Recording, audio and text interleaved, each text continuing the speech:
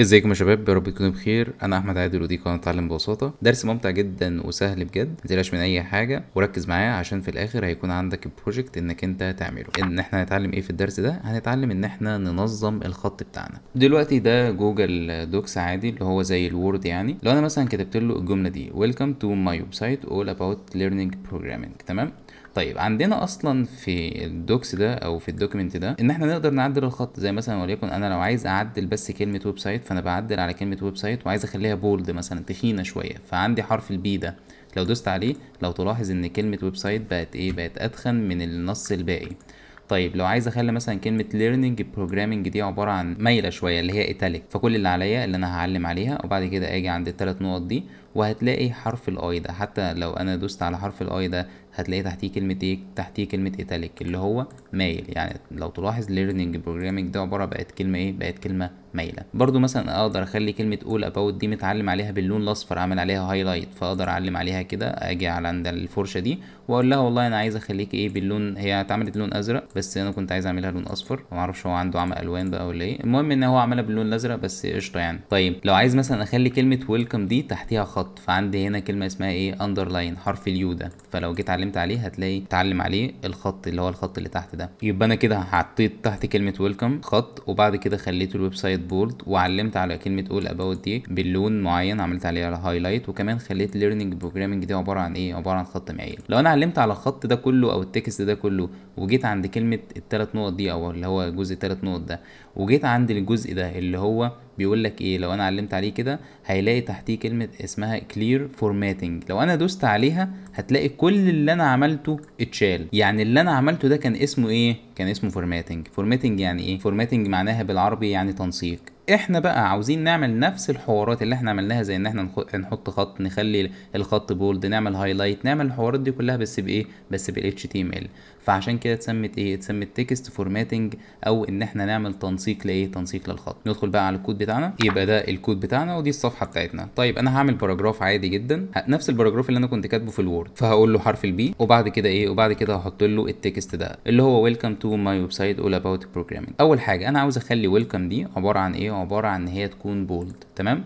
طيب انا اقدر ادوس انتر هنا كده واقدر ادوس انتر هنا كده عشان ايه، الشكل يكون منظم واقدر اعملها. يعني ده كله جوه ايه، جوه البي، اقدر اكتب بقى اي حاجه جوه البي. طيب لو انا عايز اخلي الويلكم دي عباره عن بولد اكتب ايه؟ هسالك سؤال، بولد دي اول حرف منها ايه؟ اول حرف منها بي، خلاص هعمل البي، هفتح اكبر من واصغر من، هتلاقيه على طول طبعا فيجوال ستوديو كود كملهولك. وطبعا ليه بدايه وليه نهايه، ليه؟ عشان انا بحط حاجه جواه. فعلا انا هاخد كلمه ويلكم دي واحطها جواه. بدوس، عملتها ازاي كده؟ دوست على كنترول اكس اللي هو باخدها قط، فلما دوست على كنترول اكس وبعد كده ادوس على كنترول في فحطيت ويلكم دي جوه ايه، جوه الوسم اللي هو اسمه بي. لما انا اجي ادوس ريفريش هتلاقي ويلكم عباره عن ايه، ان هي فعلا ظهرت كانها تخينه عن باقي النص. طيب يبقى ده بالنسبه لحرف البي. عندي برضو تاج بيعمل نفس وظيفه البولد. هنعمل باراجراف تاني، يعني انا هاخد الباراجراف ده كوبي وهحطه هنا كده تحت، اللي هيكون متشابه هتلاقيه موجود هنا. يعني انا دلوقتي عندي البي بتعمل ايه، بتعمل بولد، فانا لما اجي كده اعمل ريفريش هتلاقي ان ده الباراجراف الاولاني وده الباراجراف التاني،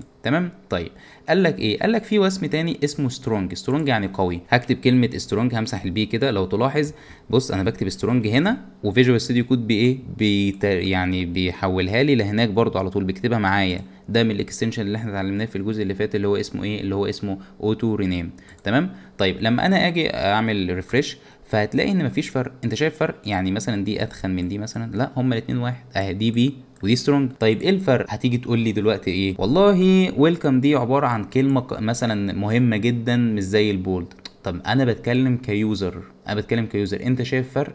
لا انا مش شايف فرق.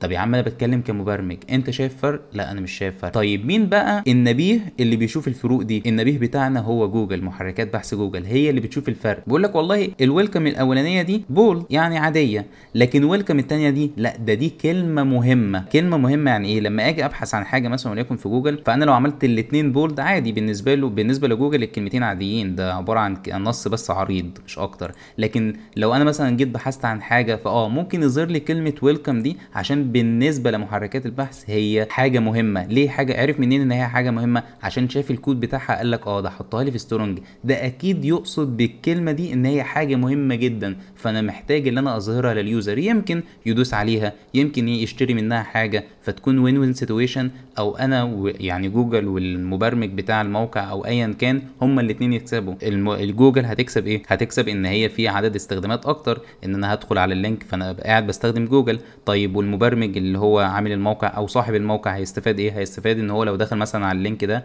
او داخل على الحاجه دي ممكن يشتريها، ممكن يعمل بيها اي حاجه. فالفرق كيوزر انت مش شايفه اهو، انا مش شايف حاجه. حتى مثلا وليكن لو كانت دي اتخن شويه فهقول لك ماشي والله دي اتخن شويه، يعني سترونج اتخن من البي، لكن لا هما الاثنين واحد، انا مش شايف فرق فيهم هما الاثنين. مين اللي بيشوف الفرق؟ اللي بيشوف الفرق جوجل، بيقول لك لا دي فعلا انا حاسسها ان هي كلمه مهمه. ليه؟ عشان هي فيها سترونج. تمام. طيب كده عملنا البولد والسترونج اللي بيأدوا الاثنين ايه؟ نفس الوظيفه. طيب عايزين نعمل ماي ويب سايت دي تكون ايتاليك. ايتاليك يعني ايه؟ ايتاليك يعني مايل. طيب الايتاليك دي اول حرف منها ايه؟ اول حرف منها حرف الاي. طيب هاجي هنا هعمل الوسم عند ماي ويب سايت، ممكن ادوس انتر كمان عادي. وعلى فكره انا لما اجي ادوس انتر هل تو دي هتبقى في سطر وماي دي هتبقى في سطر؟ لا. ليه؟ ما انا بتعامل مع الكمبيوتر ما بفهمش، لازم اقول له ايه عشان اصلا ينزل سطر. افتكر معايا كده، ريح. ريح فعلا. يعني ايه؟ يعني بريك. يعني ايه؟ يعني بي ار. بس بما اني نزلت سطر كده عادي بانتر، لا مش هينزل سطر ولا حاجه. طيب عايز اخلي ماي ويب سايت دي ايتاليك، هعمل ايه؟ ممكن هنا برضو انزل هنا سطر عشان تبقى بس الماي ويب سايت، وهاجي هنا هفتح علامه اصغر من، وبعد كده هكتب له الاي على طول. طبعا فيجوال ستوديو ايه حطها لي جوه. هاجي هنا ادوس كنترول اكس وبعد كده احطها هنا. لما انا اجي ادوس فريش هتلاقي ايه؟ ماي ويب سايت هي اهي ماي ويب سايت ايه؟ عباره عن ايتاليك. عندي برضو وسم او تاج بيأدي نفس وظيفه حرف الاي. هنعمل الوسم ده فين؟ هنعمل الوسم ده تحت. تمام، في الجزء اللي هو ايه زي المتشابه كده. قال لك التاج ده اسمه emphasized، ما تتخضش من الاسم ولا اي حاجه، مش عايزك تعرفه اصلا. انا كل اللي عاوزك تعرفه ان هو حرف الاي ام. اي ام اهو، لو كتبت اي ام كده هتلاقي ان هو قافلها لك فيجوال ستوديو كود. هاخد الجزء ده كده وادوس عليه كنترول في. لما انا اعمل ريفريش هتلاقي كلمه تو، انا عشان هنا عملت تو فهو خد تو معاها يعني، بس هنا تو ما عملتهاش. بس المهم ايا كان، المهم ان هو ايه قلبها لك برضه. هتقول لي ايه الفرق بين الاي والاي ام؟ هقول لك هنا مش في فرق. عايز تستخدم الاي استخدمها، عايز تستخدم الاي ام استخدمها برضه، الاثنين واحد. تمام. طيب عايز بقى تحت كلمه learning programming احط تحتها خط. طب اعملها ازاي دي؟ ده احنا اتعلمناها في جوجل دوكس، كانت اسمها اندرلاين. طيب اندرلاين دي اول حرف منها ايه؟ اول حرف منها اليو. هنزل كده مسافه عشان بس الكود يكون شكله حلو، وبعد كده هفتح علامه الاصغر منه والاكبر منه واكتب له ايه؟ واكتب له اليو. وطبعا كالعاده فيجوال ستوديو هيكملها لي، واخد دي واحطها ايه؟ واحطها كنترول في، واجي ادوس ران. هتلاقي تحت كلمه ليرنينج بروجرامنج ايه اللي حصل؟ تحتيها بقى في خط. يبقى احنا كده عرفنا تاج كام تاج لحد دلوقتي؟ تاج البي والسترونج. البي بيعمل بولد والسترونج بيعمل بولد برضو، بس السترونج بيكون للحاجات المهمه، ده بالنسبه لمحركات البحث. عندي الاي بتعمل الايتاليك او ان هي يعني بتخلي كلمه مايله كده شويه. وعندي الاي ام اللي هو اختصار امفاسايزد، مالكش دعوه بالاختصار بس هي اختصارها اي ام. وبعد كده ده برضو بيعمل لي الكلمه مقلوبه شويه. تمام. وعندي حرف اليو بيعمل لي ايه؟ بيعمل لي خط تحت الكلمه اللي انت حاططها اللي هو اندرلاين. طيب الكلمه اللي بعد كده مثلا وليكن انا في الجزء الثاني، عشان احنا الجزء الاولاني ده استخدمناه كتير يعني، ففي الجزء الثاني عايز اخلي كلمه ليرنينج بروجرامنج هنا تكون اصغر من التكست ده كله. يعني احنا عرفنا ان خلاص خليت كلمه ويلكم دي عريضه بحرف البي او بحرف او بالسترونج ايا كان. طب عايز اخلي كلمه ليرنينج بروجرامنج دي صغيره بالنسبه للتكست، بالنسبه لحجم التكست ده اللي هو موجوده فيه. اعملها ازاي؟ صغير يعني ايه بالانجليزي؟ صغير، خدتها في ثانيه ابتدائي. ده معناها سمول. بالظبط، هو ده التاج اللي هو اسمه ايه؟ هفتح اصغر منه واكبر منه الحوارات دي واعمل سمول. فيجوال ستوديو قفلها. هاخد الجزء ده كده وكنترول اكس واحطه هنا. لما انا اجي اعمل ريفريش هتلاقي كلمه ليرنينج بروجرامنج بقت صغيره بالنسبه للتكست. ممكن اكبر لك برضو النص ده كده او البتاع ده، هتلاقي بص كلمه ليرنينج بروجرامنج بقت ايه؟ بقت صغيره بالنسبه لمين؟ بالنسبه للتكست اللي هي موجوده فيه. يبقى التاج اسمه ايه؟ التاج اسمه سمول. طيب افرض مثلا وليكن كلمه اباوت دي انا عاوز اشطب عليها، يعني اكنها ممسوحه. اعملها ازاي؟ ممسوحه اشطب عليها ممسوحه. اتعلمتها في تانية ابتدائي ولا في اولى ابتدائي معناها دي؟ لا مش في تانية ابتدائي، ممكن اتعلمتها في رابعه ابتدائي مثلا. ده معناها بالانجليزي ديليت. بس احنا مش هنكتب ديليت بقى، ما هنكتب ايه؟ هنكتب دي اي ال، اختصار اهو، يعني كمان ايه اسهل من ان احنا نكتبها كلها. طب انت عاوز تعمل ايه كده؟ فهمنا عشان ما فهمتش. عايز اخلي اباوت دي تكون مشطوب عليها كده، فهكتب الوسم ده اللي هو دي اي ال وبعد كده اقفله واخد الجزء ده كده ايه؟ احطه كنترول اكس جوه. فانا لما اجي اعمل كده ريفريش هتلاقي تلاحظ ايه اباوت دي معموله ازاي، معموله مكتوب عليها يعني. وده حاجه مهمه جدا على فكره، واكتر استخدام ليها في استخدام الخصومات. لو انا مثلا وليكن كنت عامل حاجه مثلا وليكن ب $50 بعد كده بقت ب $20، طيب انا عايز اعرف اليوزر اللي هيدخل الموقع بتاعي ان مش هي ما كانتش سعرها ب $20، لا ده كان سعرها ب $50. فانا لما اعمل ريفريش كده هتلاقي في 50 و20، لا انا عاوز اخلي 50 دي موجوده بس اشطب عليها. نعملها ازاي دي؟ اتعلمنا ايه؟ اتعلمنا الدي اي ال، وبعد كده هقفلها، وبعد كده هاخد ال $50 دي واحطها جوه هنا كده، ممكن امسح الكومه دي كمان واعمل ريفريش، فيقول لك هي كانت ب $50 بس انت شايفها اهي ممسوحه، وبقت بكام؟ وبقت ب $20. يعتبر دي من اشهر استخدامات التاج اللي هو اسمه ديل. 100 100 وزي الفل. طيب في حاجه بقى فخمه وخطيره الصراحه، ايه هي؟ خلاص احنا فاضل لنا 2 تاجز والدنيا هتبقى زي الفل وهتاخد الواجب بتاعك وتعيش فيه. لو انا عايز اكتب طبعا الكلمه المشهوره H2O، H2O ده اختصار اللي هو الميه بس في الكيمياء يعني. فلما انا اعمل ريفريش كده فهتلاقي H2O، لا هي 2 دي بتتكتب تحت ال H. طب في حاجه تقدر تخلي الاتنين دي تتكتب تحت الاتش؟ يا باشا، ايه هي؟ قال لك بص بكل بساطه والدنيا سهله وبسيطه، هي اسمها سب، اللي هي ايه؟ اللي هي اسمها سبسكريبت. تاج اسمه ايه؟ التاج اسمه سب اللي هو ده. قال لك بص عشان ما تتلخبطش، هي البي الكوره بتاعتها نازله لتحت ولا طالعه لفوق؟ لا هي الكوره بتاعتها اللي هي الفتحه بتاعتها دي نازله لتحت، خلاص يبقى اللي هتحطه جوه هينزل لتحت. يعني ايه؟ مش فاهم. مش انت عايز تكتب اتش كده اتش وبعد كده تحط لي هنا او؟ مش انت عاوز تكتب لي H2O والاتنين تبقى تحت الاتش كده؟ حط لي هنا 2 تاني كده اهو. لما انا اعمل ريفريش هتلاقي 2 دي نزلت. ايه اللي حصل؟ كتب اتش. فكك من الكلام ده كله، سيبك من الكلام ده كله، ركز لي بس في السطر ده. قال لك اتش، فالفيجوال ستوديو شافه، الكمبيوتر شافه فطبع اتش. قال لك صب، صب اللي جوه ده، طيب ماله؟ قال لك جواه ايه؟ جواه حرف 2. طب الكوره بتاعت البي نازله لتحت ولا طالعه لفوق؟ لا نازله لتحت، يبقى هي اللي هتنزل لتحت، يبقى الاثنين دي اللي هتنزل لتحت. طب الاو زي ما هي موجوده جوه الصب؟ لا مش موجوده جوه الصب. طب لو انا كتبت له مثلا 2 او وجيت عملت ريفريش هيقول لي 2 او اهو، الاثنين موجودين تحت. ليه قلت لك اصلا جزء تحت؟ عشان في عندنا فوق. قال لك مثلا وليكن، بس هنخلينا نمسح الاو دي، قال لك لو انت عايز تعمل 5 باور 2، 5 باور 2 دي المفروض الاثنين تبقى فوق. ما هو انا لو عملت له كده ريفريش هيطلع لي 52. لا انا مش عايز 52، امال انا عاوز ايه؟ انا عاوز اول حاجه انزل اعمل سطر عشان ايه ما نتلخبطش. فانا هعمل له البي ار اللي هو ايه؟ بقول له ريح يا باشا، يعني ايه ارتاح كده وصلى على النبي. فهو ريح هنا ونزل لي ايه؟ نزل لي 52 تحت كده. 52 دي انا عاوز الاثنين ارفعها لفوق. قال لك 100 100 وسهل وبسيط. انت عاوز ترفع ايه؟ عاوز ارفع الاثنين. اعمل لي التاج اللي هو اسمه SUP. هتيجي تقول لي هنا البي اللي هي الاخيره دي هل كورتها مرفوعه لفوق ولا نازله لتحت؟ لا مرفوعه لفوق، يبقى الحاجه اللي هتتحط ما بينها هتترفع لفوق. فلما انا اعمل ريفريش كده هتلاقي 5 طلعت ايه؟ طلعت الاثنين.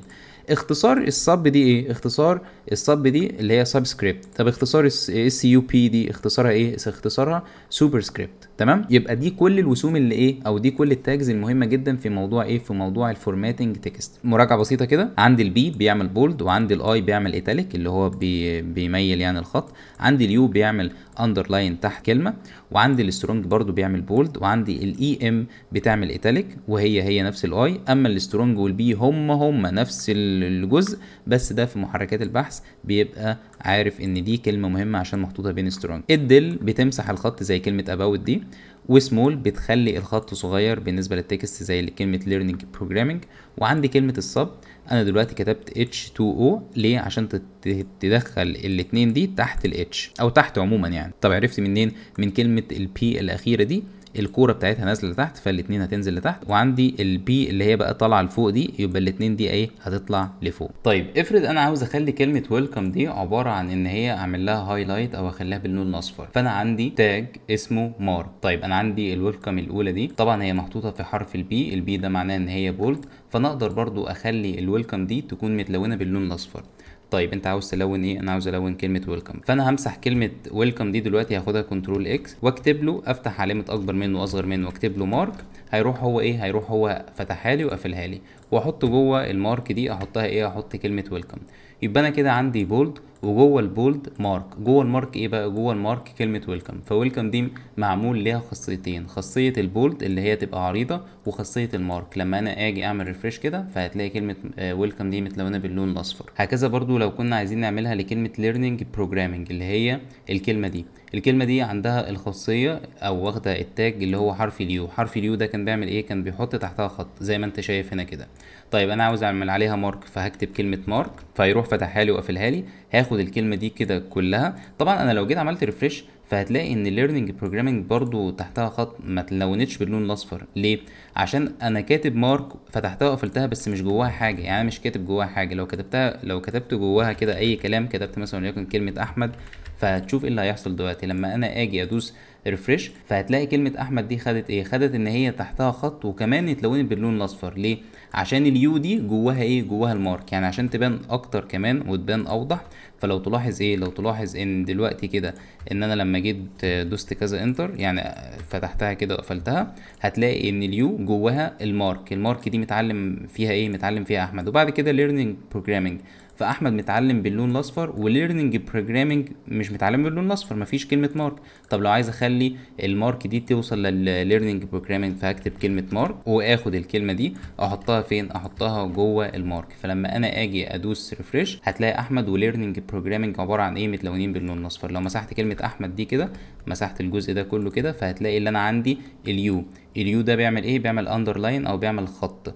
هعمل ريفريش بس كده، وبعد كده هتلاقي جواها مارك بيعلم على الكلمه اللي هي ليرنينج بروجرامنج دي باللون الاصفر. فليرنينج بروجرامنج كده واخده خاصيتين، خاصيه ان هي تتلون باللون الاصفر، وخاصيه ايه؟ وخاصيه الاندرلاين او ان هي تكون تحتها خط. تمام. الواجب بتاعك بقى عشان هو محتاج منك شويه تركيز. طيب ده نفس الموقع اللي انت عملته في الجزء اللي فات اللي هو كان البروجكت اللي عملته، بس حصل فيه 10 تعديلات. عاوزك تشوف لي ال10 تعديلات وهتشوف هل هتجيب فعلا ال10 ولا لا، وبعد ما تجيبهم تكتب الموقع ده وتعمله. تمام؟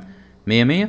بجد انا فخور بيك جدا جدا جدا جدا جدا جدا جدا جدا، فخور بيك وواثق انك انت بما انك بتتعلم، يعني على الرغم انك انت ممكن مش طايق نفسك وانت بتتعلم، بس هي فترة التعلم مش حلوة. عشان بس نبقى متفقين، مفيش حد بيحب ان هو يتعلم، بس انت ايه؟ بتتعلم عشان بعد كده تقول الحمد لله يا ابراهيم انك انت اتعلمت، تقول لنفسك كده الحمد لله يا حسين انك انت اتعلمت، شكرا يا حسين كده انك انت اتعلمت النهارده، شكرا يا حسين انك انت كنت قاعد دلوقتي بتتعلم وانت مش طايق نفسك، بس دلوقتي بتكلم مثلا في المستقبل ان دلوقتي لا الحمد لله ان انا كنت في يوم من الايام جيت على نفسي او عملت اي حاجه ان انا اتعلمت فيها حتى لو نص ساعه في اليوم. انك تتعلم نص ساعه احسن من انك انت ما تتعلمش خالص. تمام. مستنيك بقى في الجزء اللي جاي بالموقع الخطير اللي انت هتعمله اللي هو خطير زيك يعني. اوكي، يلا بينا.